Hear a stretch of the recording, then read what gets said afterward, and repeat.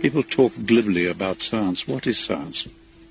People coming out of a university with a master's degree or a PhD, you take them into the field, and they literally don't believe anything unless it's a peer-reviewed paper.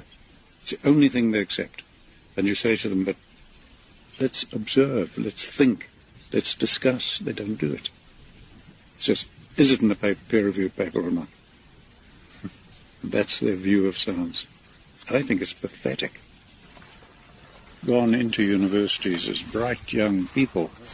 They come out of them brain dead, not even knowing what science means. They think it means peer-reviewed papers, etc. No, that's academia.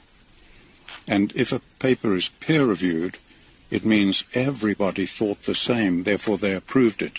An unintended consequence is that when new knowledge emerges, new scientific insights, they can never, ever be peer-reviewed. So we're blocking all new advances in science that are big advances. If you look at the breakthroughs in science, almost always they don't come from the center of that profession. They come from the fringe. The finest candle makers in the world couldn't even think of electric lights. They don't come from within. They often come from outside the breaks. We're going to kill ourselves because of stupidity.